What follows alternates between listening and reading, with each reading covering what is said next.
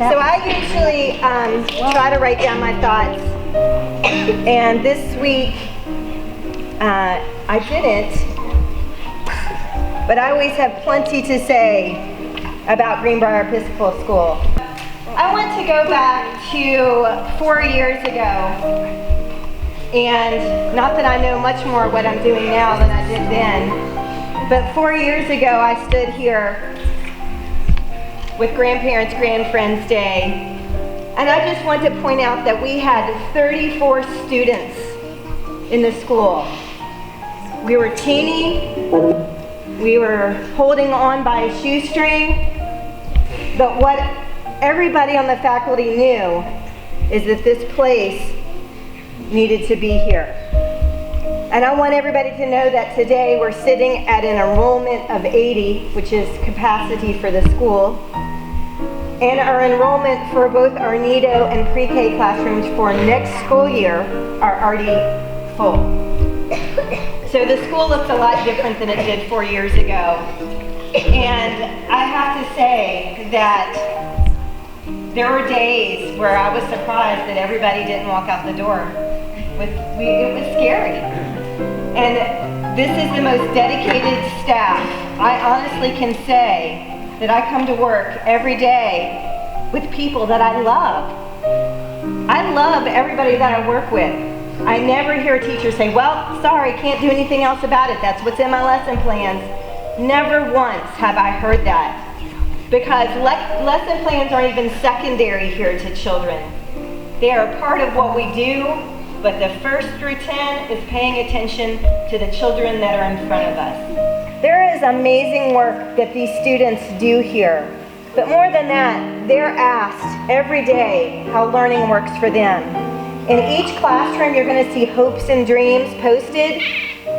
And I can tell you that no one I had great teachers, but no one ever said, what's important to you as a learner?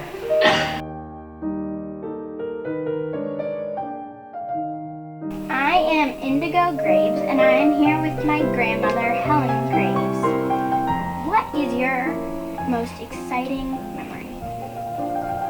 Well, it would have to be the day that your papa was born, Birch. When was he born? He was born on March the 3rd, 1974. Does he want us to tell his age, do you think? Probably not. Will you tell me the story of his birth? Certainly will. His papa and I were headed up into Omaha, Nebraska, where we lived, to a dog obedience class. But we stopped off at the hospital because I'd been having pains all night long that I thought were gas pains. So I wanted the doctor to check me out because he was due. And they said, no, you have to stay at the hospital. You can't go on uptown because those are not gas pains, those are labor pains you're having.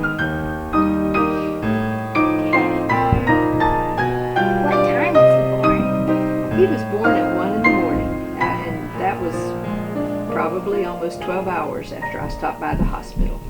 Took a long time. And finally, they decided that I was not going to have a natural birth, which his papa and I had trained to do through a Lamaze course. It was going to have to be a cesarean birth because they had a little monitor on the baby's head and they could tell that he was getting distressed from all the labor pains over so many hours. So they did a cesarean section. When did you go home after the birth? At that time, they kept me in the hospital for a whole week, and it cost $12. Was that a lot back then, or not very much? No, it was a military hospital, and so we had some free care built in there. But a long time, they don't keep mothers in the hospital for a week anymore. They send them home pretty quickly.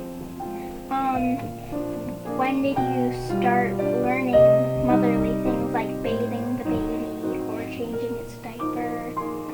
You know, I'd never been a woman who grabbed for other people's babies and took care of babies, and so I had to learn everything right then. But Birch's papa's mother came and helped me learn how to give a baby a bath in the kitchen sink and all those things you need to know to take care of a tiny baby. And she was a big help that first week. Well, thank you. Bye. Bye-bye, Indigo. Well, how do you want me to grow up? I want you to grow up with the same sense of involvement and interest and excitement about life that you have right now.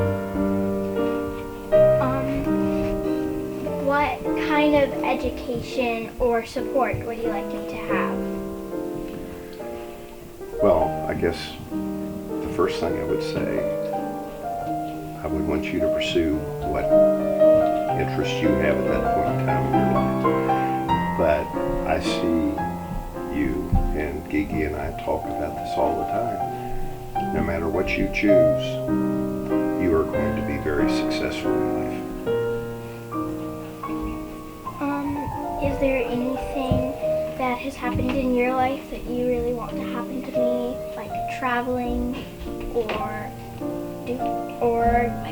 being included in organizations? I think my life has been very happy, and I attribute that to family. And Gigi and I often talk about when you and Orion become adults and you take over basically the banner of the family, that you'll be doing the same things, the get-togethers at Thanksgiving and Christmas, and sharing family love, because